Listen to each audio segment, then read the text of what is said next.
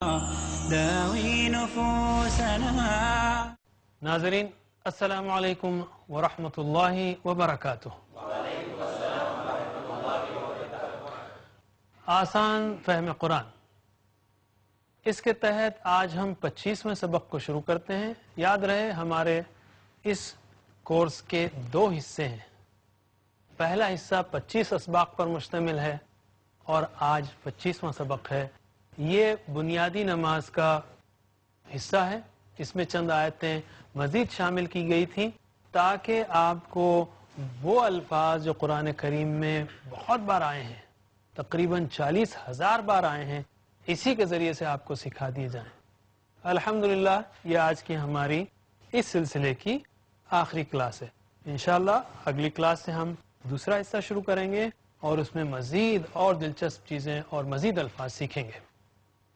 تو آئیے شروع کرتے ہیں سبق نمبر 25. اس میں متفرقات لیں گے ہم مزید. اب تک ہم نے جو الفاظ سیکھے وہ نئے الفاظ 241 تھے، لیکن ان 241 میں 100-150 کے اطراف ایسے ہیں الفاظ جو 42,000 بار آئے ہیں. اصل میں ہم 50% کے کاؤنٹ سے آگے بڑھ گئے ہیں، لیکن ہو سکتا ہے اور ہے بھی کہ بعض الفاظ کے دوسرے معنی ہوں. وہ دوسرے معنوں میں الفاظ کم استعمال ہوئے تو بھی ہم انشاءاللہ 50% کا ٹارگٹ کمپلیٹ کر رہے ہیں الحمدللہ آلموسٹ. اور اس سبق سے بھی تقریباً 40 الفاظ جو تقریباً 1,500 بار آئے ہیں. اس میں وہ ٹکڑے شامل ہیں بعض جس کو ہم نے استعمال کیا تھا لیکن ان کا لفظی ترجمہ سیکھا نہیں، اور بعض دیگر ٹکڑے بھی شامل ہیں. جیسے یہ ایک ٹکڑا ہے ہادہ.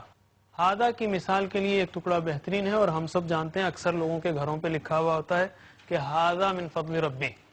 اس پر ہمارے ایک دوست نے بڑا دلچسپ نقطہ کہا کہ ہادہ من فضل ربی لکھنے کے ساتھ ساتھ جو ہے آیت کو کمپلیٹ لکھنا چاہیے تاکہ بہت اچھا رہے. یہ سلیمان علیہ السلام کا قول ہے. انہوں نے کہا ہادہ من فضل ربی لیبلونی اشکر ام اکفر. یہ میرے رب کا فضل ہے. آپ نے بڑی بلڈنگ کھڑا کی ماشاءاللہ، اللہ تعالیٰ آپ کو اور نوازے.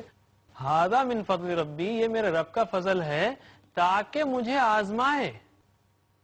مجھے آزمائے، لیبلونی اشکر ام اکفر، کہ میں شکر کرتا ہوں یا کفر کرتا ہوں. تو وہ ہادہ من فضل ربی دیکھ کر بجائے اس کے کہ لا سمح اللہ کچھ کبر اور اکڑ کے جذبات پیدا ہوں، اللہ تعالیٰ کے سامنے جھکنے کا جذبہ پیدا ہوگا. جب بھی وہ بلڈنگ نظر آئے گی یا گھر نظر آئے گا جس پہ یہ پوری آیت ہی نہیں، کم از کم آیت کا بگر پارٹ لکھا ہوگا، ہادہ من فضل ربی لیبلونی اشکر ام اکفر، کم از کم اتنا لکھ لیا تاکہ وہ مجھے آزمائے. یہ گھر جو ملا ہے، یہ پراپرٹی جو ملی ہے، یہ آزمائش ہے کہ میں اس میں شکر کرتا ہوں یا ناشکری کرتا ہوں. شکر کے ساتھ کفر جب آتا ہے تو عام طور پر ناشکری کا معنی ہے. الصلاۃ خیر من النوم، خیر کے لیے بہترین مثال ہے. خیر یعنی بہتر، اور خیر جو ہے قرآن کریم میں 186 بار آیا ہے. بہتر، بہترین. الصلاۃ نماز، خیر بہتر ہے، من النوم نیند سے، نماز نیند سے بہتر ہے. السلام علیکم، سلامتی ہو آپ سب پر، علیکم آپ سب پر، یہ ہم نے اعلیٰ کے لیے استعمال کیا تھا. اور عن کے لیے رضی اللہ عنہ، رضیہ راضی ہوا. اصل میں رضیہ کا مطلب راضی ہوا، مگر یہاں دعا کے معنی میں ہے راضی ہو اللہ عنہ، اس سے یا ان صحابی سے. رضی اللہ عنہا، راضی ہو اللہ اس عورت سے یا ان صحابیہ سے. اوکے. من ربو کا، قبر کے 2 سوال. من یعنی کون، من ربو کا کون ہے تیرا رب. ما دینو کا کیا ہے تیرا دین. من اور ما بہت اہم ہے. من تقریباً 800 بار، ما 2100 بار، دونوں مل کے 3000 بار. من ربو کا کون ہے تیرا، ما دینو کا کیا ہے تیرا دین. یہ دونوں قبر کے سوال ہیں. لیکن تیسرا سوال کیف حالک، یہ نہیں معلوم فرشتہ پوچھے گا یا نہیں پوچھے گا. کیف حالک، کیف یعنی کیسا، حالک آپ کا حال، تیرا حال. کیف حالک کیا ہے تیرا حال. ہم یہ سوالات بتانا چاہ رہے ہیں. من یعنی کون، ما یعنی کیا، اور کیف یعنی کیسا. اور یہ بھی ہم نے آپ کو بتایا من شروع میں آئے تو کون، بیچ میں آئے تو جو. ما شروع میں آئے تو کیا، بیچ میں آئے تو جو. اور کیفا شروع میں آئے تو کیسے، بیچ میں آئے تو جیسے. اور ما کا دوسرا معنی اور ایک اہم معنی نہیں، فی ما فی، پھر عرب ورڈ چلیے کم ہاضا کیے کہ فی معافی، فی ہے ان دیر میں ہے، فی یعنی میں ہے، معافی اس میں نہیں ہے، ناٹ ان دیر، معافی نہیں ہے.